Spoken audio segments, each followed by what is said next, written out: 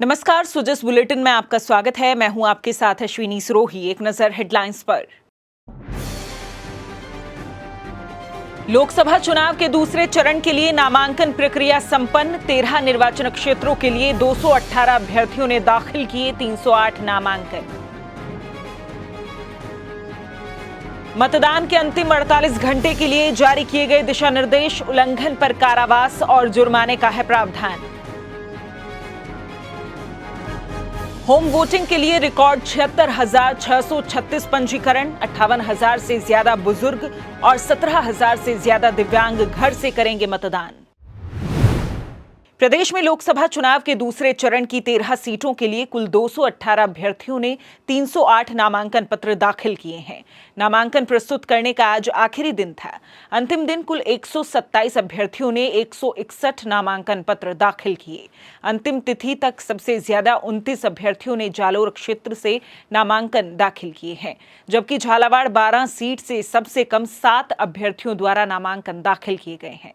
वहीं बागीदौरा विधानसभा सीट पर होने वाले उपचुनाव के लिए 6 प्रत्याशियों द्वारा कुल 6 नामांकन पत्र प्रस्तुत किए गए हैं। कल नामांकन पत्रों की जांच की जाएगी, जबकि 8 अप्रैल तक नाम वापस लिए जा सकेंगे। लोकसभा चुनाव और बागीदौरा विधानसभा निर्वाचन क्षेत्र के उपचुनाव के लिए मतदान के अंतिम 48 घंटे के लिए दिशा निर्देश जारी किए गए हैं। मुख्य निर्वाचन अधिकारी श्री प्रवीण गुप्ता ने बताया कि प्रथम चरण के लोकसभा निर्वाचन क्षेत्रों में 48 घंटों की अवधि 17 अप्रैल को शाम 6 बजे से शुरू होकर 19 अप्रैल को शाम 6 बजे तक प्रभावी रहेगी। वहीं दूसरे चरण के लोकसभा निर्वाचन क्षेत्रों और बागीदौरा विधानसभा निर्वाचन क्षेत्र के उपचुनाव के लिए ये अवधि 24 अप्रैल शाम 6 बजे से 26 अप्रैल को शाम 6 बजे तक प्रभावी रहेगी। श्री गुप्ता ने बताया कि इन 48 घंटों की कालावधि के दौरान निर्वाचन के संबंध में कोई ना तो सार्वजनिक सभा या जुलूस बुलाएगा, न आयोजित करेगा, न उसमें शामिल होगा और न ही उसे संबोधित करेगा। साथ ही चलचित्र, टेलीविजन या वैसे ही अन्य साधनों से जनता के बीच किसी निर्वाचन संबंधी बात का प्रदर्शन नहीं करेगा। वहीं कोई संगीत समारोह या कोई नाट्य अभिनय, अन्य मनोरंजन, आमोद प्रमोद जनता के सदस्यों को उसके प्रति आकर्षित करने की दृष्टि से आयोजित कर या उसके आयोजन की व्यवस्था कर जनता के समक्ष किसी निर्वाचन संबंधी बात का प्रचार नहीं करेगा। उन्होंने बताया कि यदि कोई व्यक्ति इन उपबंधों का उल्लंघन करता है तो 2 वर्ष तक कारावास या जुर्माना या दोनों सजा होंगी। मुख्य निर्वाचन अधिकारी श्री प्रवीण गुप्ता ने कहा कि प्रदेश में स्वतंत्र, निष्पक्ष और पारदर्शी चुनाव प्रक्रिया सुनिश्चित करने के क्रम में निर्वाचन विभाग की ओर से सोशल मीडिया पर राउंड द क्लॉक मॉनिटरिंग रखी जाए। श्री गुप्ता ने आज वीसी के जरिए प्रदेश के सभी जिलों के जिला पुलिस अधीक्षक, सूचना एवं जनसंपर्क विभाग के पीआरओ और जयपुर व जोधपुर के पुलिस उपायुक्तों की वीसी से अब तक की प्रगति की समीक्षा की। महानिरीक्षक पुलिस एससीआरबी श्री शरद कविराज ने कहा कि लोकसभा चुनावों के मद्देनजर सोशल मीडिया पर प्रभावी निगरानी रखी जा रही है। साथ ही सोशल मीडिया पर फेक न्यूज और भ्रामक जानकारी फैलाने वालों के खिलाफ पुलिस द्वारा एक्शन भी लिया जा रहा है। श्री कविराज ने बताया कि राज्य स्तरीय मीडिया मॉनिटरिंग कमेटी की अनुशंसा पर अब तक 7 भ्रामक और विवादास्पद पोस्ट हटाए गए हैं। लोकसभा चुनाव के तहत होम वोटिंग के रिकॉर्ड पंजीकरण किए गए हैं। मुख्य निर्वाचन अधिकारी श्री प्रवीण गुप्ता ने बताया कि सभी 25 लोकसभा निर्वाचन क्षेत्रों के लिए 76,636 पात्र मतदाताओं ने घर से मतदान करने का विकल्प चुना है।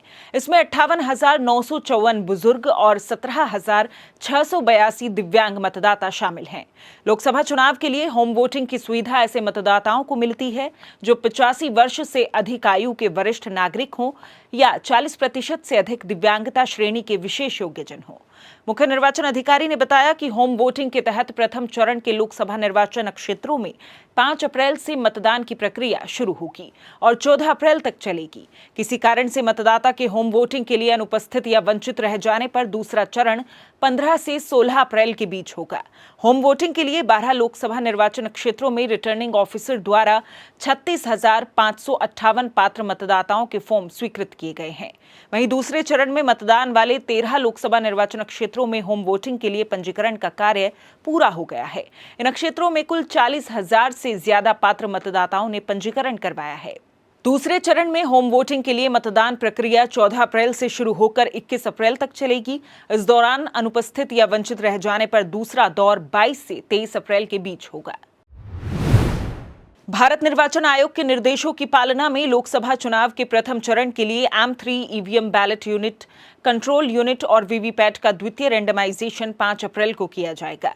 वहीं दूसरे चरण के चुनावों के लिए 13 अप्रैल को रैंडमाइजेशन होगा। मुख्य निर्वाचन अधिकारी श्री प्रवीण गुप्ता ने बताया कि M3 ईवीएम, BU, CU और वीवीपैट का द्वितीय रैंडमाइजेशन चुनाव पर्यवेक्षकों की उपस्थिति में होगा। इस दौरान राजनीतिक दलों के प्रतिनिधियों के साथ ही चुनाव लड़ रहे प्रत्याशी भी उपस्थित रहेंगे।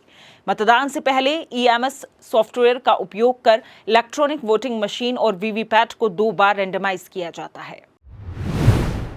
तो याद रखिए, 19 और 26 अप्रैल को सुबह 7 बजे से शाम 6 बजे तक नजदीकी मतदान केंद्र पर मतदान करने अवश्य जाएं। आपके और हमारे वोट से ही लोकतंत्र होगा मजबूत। लोकतंत्र में भागीदारी हम सबकी जिम्मेदारी।